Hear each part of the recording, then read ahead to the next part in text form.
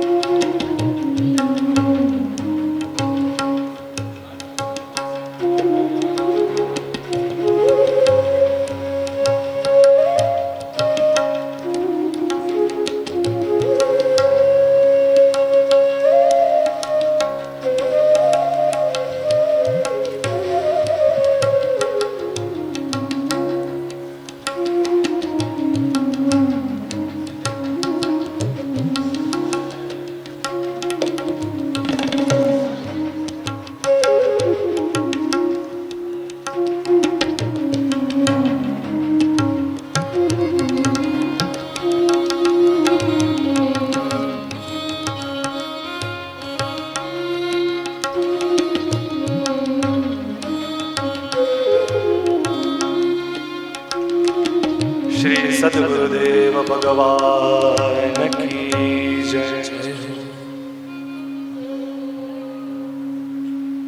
परम पूज्य श्री सद्गुरुदेव भगवान के चरणों में दंडवत प्रणाम। वैसे तो आप सभी लोग महाराज जी से परिचित ही होंगे, अपितु मैं अपनी इस वाणी के द्वारा महाराज जी का क्या गुणगान गाऊं। मेरा इतना सामर्थ्य ही नहीं है कि मैं सद्गुरुदेव की प्रशंसा में कुछ शब्द कह सकूं। परम पूज्य प्रातः स्मरणीय प्रातः वंदनीय सद्गुरुदेव भगवान श्री श्याम सुंदर पाराशर जी सद्गुरुदेव के चरणों में दंडवत प्रणाम करता हूं। सहनशील आशय उदार अति धीरज सहित विवेकी। जब भी मैंने महाराज जी के मुख कमल का, जब भी उनका सानिध्य जब प्रभु की कृपा से मुझे प्राप्त हुआ है, तब तक जब चिदानंदमय देह तुम्हारी, गुरुदेव की देह भी उसी के स्वरूप ही है, आनंदमय।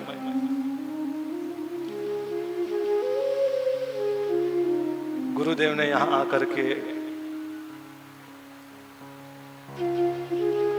यह जो कृपा की है, मैं उनका अत्यधिक ही आभारी हूं।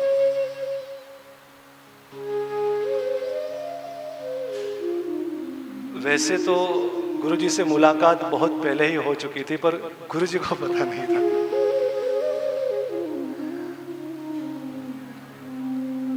गुरुजी का अत्यधिक ही प्रेम है।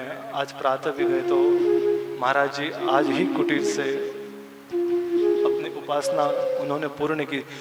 परसों से 12 तारीख से सुखताल में उनकी कथा प्रारंभ हो रही है और समय की व्यस्तता भी बहुत थी, समय ही नहीं था। पर गुरुजी से अत्यंत प्रार्थना की आपको कुछ क्षण के लिए भी पधारना है, और गुरुजी ने यह परमानंद परम सौभाग्य हमें प्राप्त किया। इसलिए आप सभी वैष्णवों के साथ में गुरुदेव को दंडवत प्रणाम करता हूँ। और महाराज जी वैसे तो जितने भी संगीतकार बैठे हैं सांदीपनी से ही है, सांदीपनी में भी जब कथा आपकी थी तब सभी सेवा में थे, बस बहुत छोटे थे। और किसी का ऐसा था मुझे ये हीरो पसंद है, सलमान खान पसंद है, पर इनकी यही इच्छा थी कि आपका दर्शन प्राप्त करें।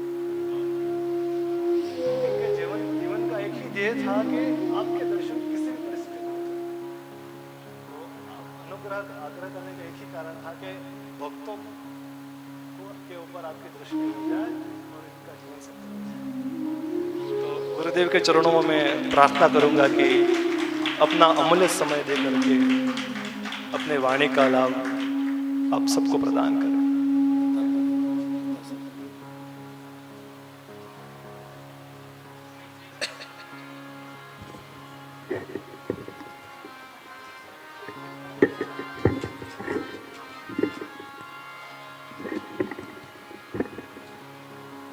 श्री राधा। बोल वृंदावन बिहारी लाल की जय। श्री यमुना महारानी की जय। कृष्ण कन्हैया लाल की जय। श्रीमद्भागवत महापुराण की जय। श्री सद्गुरुदेव भगवान की जय। जय जय श्री राम।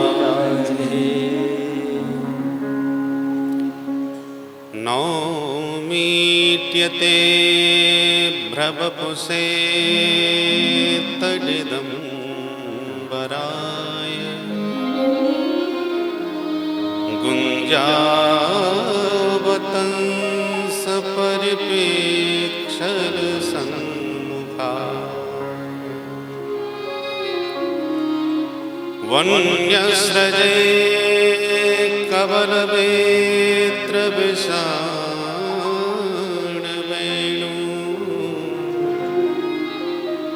लक्ष्मश्रिये मृदुपदे पशुपाङ्गजा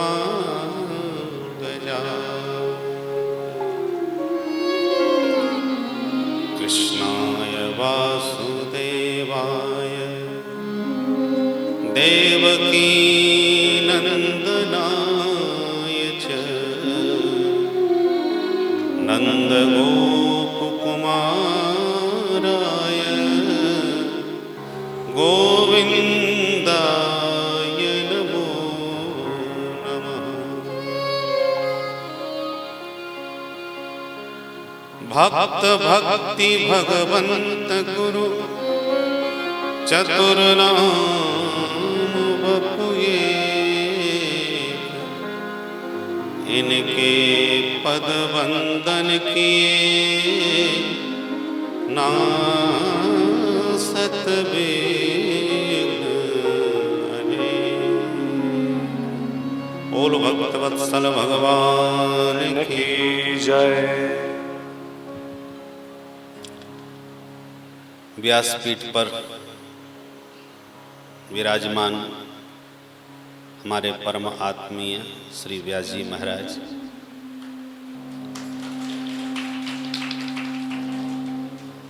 कथा में स्वर संगीत की सरस सरिता बहाने वाले समस्त संगीतकार और इस परम पावन श्रीमद् भागवत की भागीरथी में अवगाहन करने के लिए उपस्थित समस्त भगवत चरणानुरागी बंधुओं एवं भक्तिमती माताओं,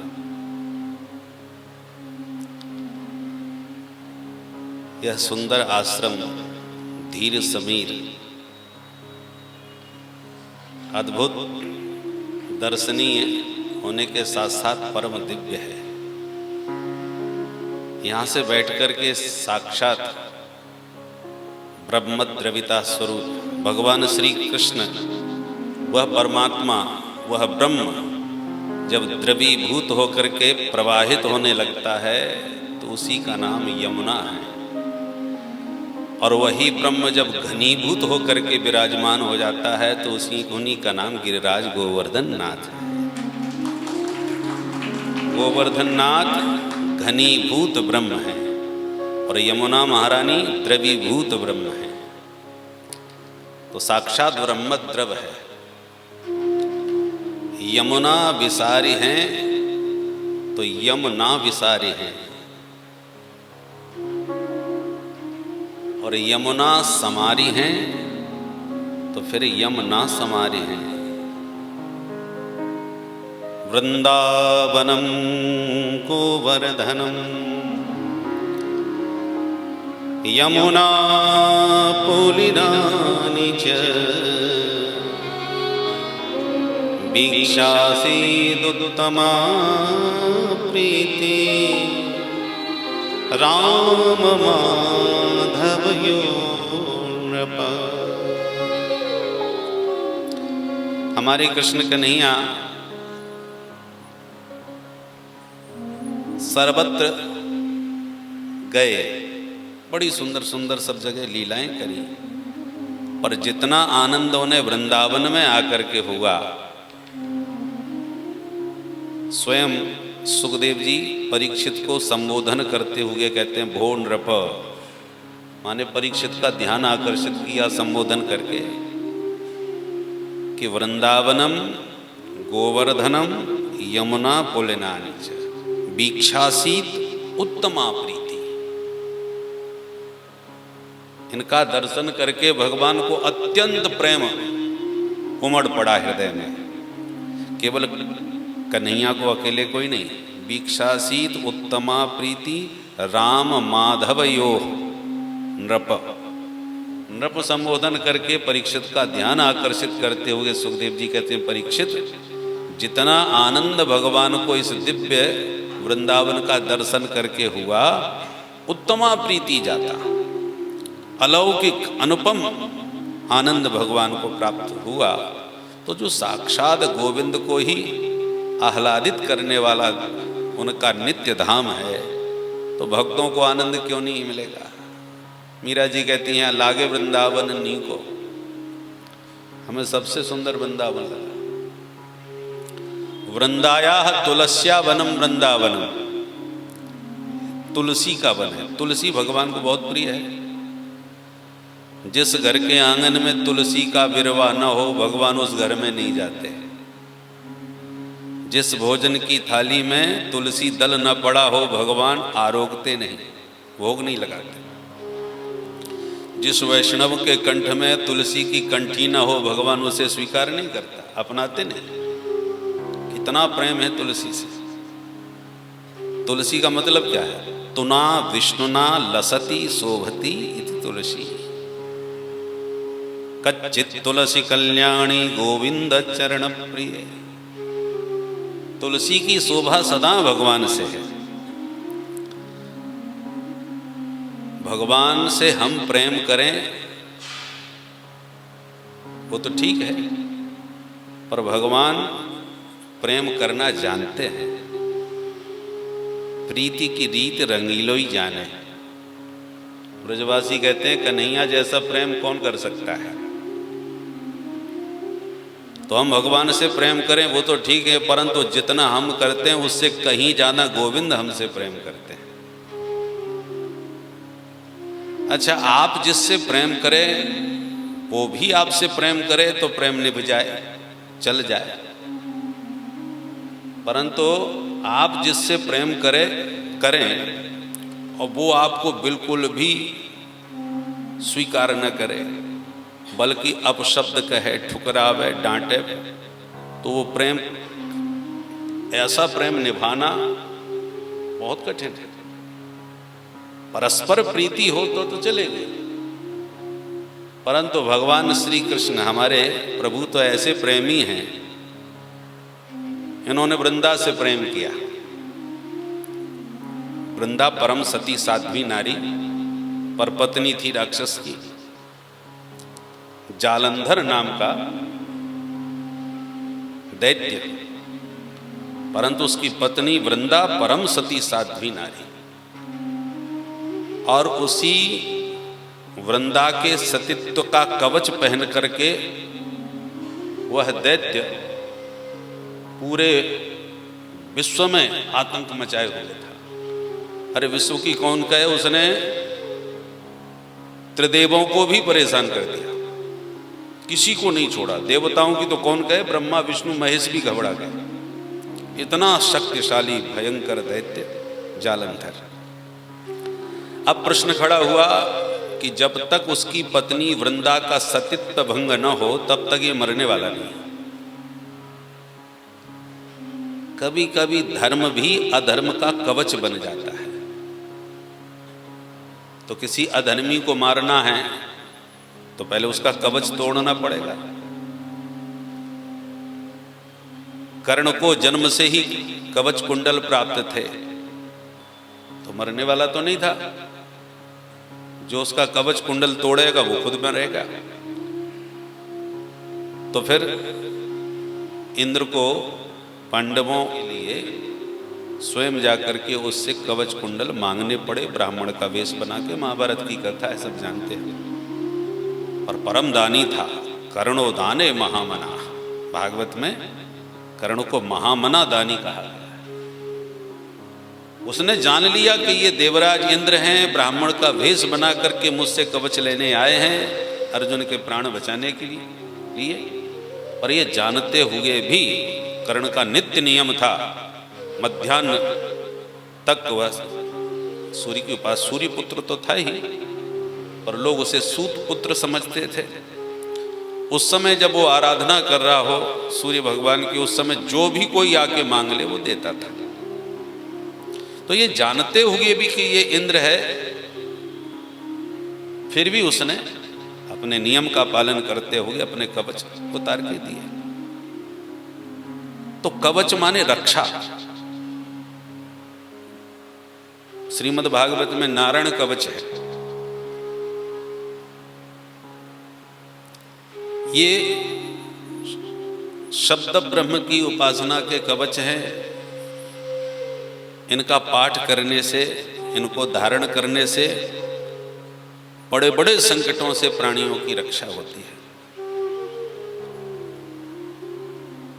हमने तो इस कोरोना काल में इसका खूब प्रयोग करके देखा। जो भी हमको बताता कि महाराज हमको कोरोना हो गया, तो सब लोग इस समय 2 साल से उससे प्रभावित, पीड़ित हैं। तो हम कहते थे कि भाई ब्राह्मणों को बैठा करके 1100 नारायण कवच के पाठ करा दो। बोले महाराज ब्राह्मण इस समय घर में बुलाना मुश्किल है, सबसे डर लग रहा है इस समय। कोई इस समय तो ना कोई घर से बाहर निकल रहा है, ना कोई घर में किसी को बुलाना चाह रहा है, क्या करें। तो हमने कि हमें बताओ, हम करवाते हैं। तो हमारे अध्यात्म पीठ में अभी 2 साल जब से उद्घाटन हुआ तब से ही कोरोना प्रारंभ हो गया। तो हमने सैकड़ों पाठ कराए, और भगवान की कृपा ऐसी कि जिसके संकल्प से पाठ हुआ वो स्वस्थ हुआ। ये हमने प्रयोग करके देखा।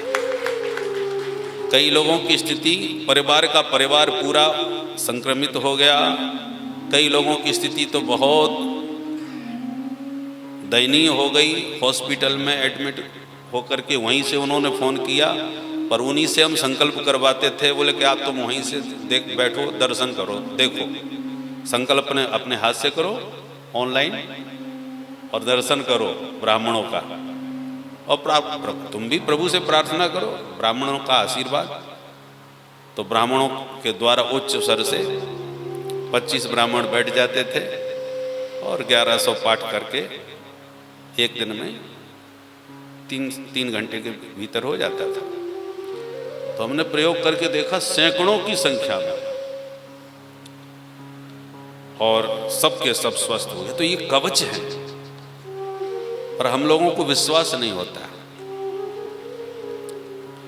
अरे भाई, सदगुरु वैद्य वचन विश्वासा।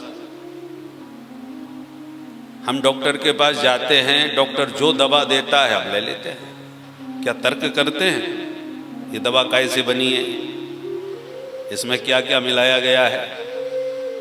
कुछ नहीं, केवल विश्वास करते हैं। उसने दवा दी या जो लिख दी हमने खरीद के खा ली। डॉक्टर पर हम विश्वास करते हैं, पर सदगुरु वैद्य के वचन पर हमें विश्वास नहीं होता। शास्त्र वचन पर यदि विश्वास हो तो निश्चित रूप से चमत्कार होता है। तो हमने भी कभी प्रयोग किया नहीं, तो हम तो भागवत के अलावा कुछ जानते भी नहीं, कर्मकांड भी किया नहीं। परंतु ये प्रयोग हमने कहीं जब कहते हैं, पढ़ते हैं, तो एक बार प्रयोग करके देखते हैं, और ये प्रयोग बहुत चमत्कारी रूप से हमने प्रत्यक्ष अनुभव करके देखा, सिद्ध हुआ। तो कभी अब कवच तोड़े बिना शत्रु को समाप्त नहीं किया जा सकता। तो जालंधर ने धर्म का कवच पहन लिया। उसकी पतिव्रता नारी एक पातिव्रत धर्म का पालन कर रही है, तो वो तो अपने स्थान पर ठीक है, परंतु उसके पातिव्रत धर्म का कवच पहन करके राक्षस आतंकवाद फैला रहा है। तो भगवान को लगा ये तो बड़ा गड़बड़ हो गया, तो इस कवच को तोड़ना पड़ेगा। तो कवच कैसे टूटे? बोले उस सती का सतीत्व भंग हो तो कौन करे? पतिव्रता नारी की बड़ी शक्ति होती है, भगवान भी घबराते हैं। कथा आती है कि एक परम पतिव्रता नारी थी, पर उसका पति बड़ा व्यभिचारी था। शरीर एकदम विगलित हो गया, तमाम रोग व्याधियों से ग्रसित शरीर पति का, चला फिरा ठीक से चल बनता नहीं। उसने एक गणिका को देखा, परम सुंदरी नाचने वाली, उस स्वैरिणी पर उसका मन आ गया। तो और किसी से नहीं, अपनी पत्नी से ही कहा कि मैं कैसे जाऊं, कहाँ जाऊं, मुझे उसका नृत्य देखना है, उससे मिलना है। अब बेचारी पतिव्रता नारी पति में ही उसकी पूरी प्रीति, उसकी प्रसन्नता में ही तत्सुख सुखित्वम का भाव मानने वाली। तो उसने कहा ठीक है, मैं आपको लेके चलूंगी, परंतु दिन में जाएंगे, दुनिया देखेगी, हंसेगी, आपका मजाक उड़ावेगी, मैं आपको रात में लेके चलूंगी। तो उसने अपने पति को कंधे पर बैठाया और अमावस की रात घनी और बैठा के ले गई पति की प्रसन्नता के लिए। अब अंधेरे में जा रही थी और महात्मा मांडव मुनि ने, अब कथा में कथा जुड़ी रहती है, वो सूली पर लटके, माने उनको सूली पर चढ़ा दिया गया था, परंतु सूली पर भी लगा आसन बैठे थे। वो बेचारी अंधेरे में जा रही थी तो उससे टकरा गई। उससे महात्मा को बड़ी पीड़ा हो गई। महात्मा को पीड़ा हुई तो महात्मा को क्रोध आ गया और उसने शाप दे दिया, करी दुष्टा, जिस पति की प्रसन्नता के लिए तू उसे लेके जा रही है, तेरा पति सूर्य उदय होते ही समाप्त हो जाएगा। अब तो वो पतिव्रता बेचारी घबरा गई कि सूर्य उदय होते ही पति समाप्त हो जाएंगे, मैं विधवा हो जाऊंगी। तो उसने भी ठान ली कि मैं कल का सूर्य उदय होने ही नहीं दूंगी। उसने सूर्य भगवान से कहा, खबरदार, जो प्रकट हुए मैं तुम्हें भस्म कर दूंगी। अब सूर्य भगवान घबरा गए, हम नहीं जाने वाले। सूर्य की गति अवरुद्ध हो गई। अब तो अंधकार हमेशा के लिए, जब तक सूर्य भगवान ना आवे तो प्रकाश कैसे हो? काल गति अवरुद्ध हो गई, पूरे ब्रह्मांड में हाहाकार मच गया। दोनों डटे हैं, संत का साप भी गलत नहीं हो सकता और सती के भय से सूर्य भी उदय नहीं हो सकता। काल गति अवरुद्ध हो गई। अब क्या किया जाए? अंत तो गत्वा सारे देवी देवता इकट्ठे हुए, इस समस्या का समाधान ढूंढा जाए। अनुसुईया आदि समस्त सती साध्वी नारियों को ला करके उस पतिव्रता को समझाया गया कि देवी अपना दुराग्रह त्यागिए, सूर्य को आने दीजिए, सब व्यवस्था बिगड़ रही है। तो बोले कि मैं विधवा नहीं हो सकती, मैं पति वंचिता नहीं रह सकती। तब अंततोगत्वा समाधान निकला कि ठीक है, सूर्य उदय होने दीजिए, संत का शाप हो पूरा होगा, शरीर छूटेगा, पर ये तुम्हारे पति का जो रुग्ण शरीर है ये छूट जाएगा।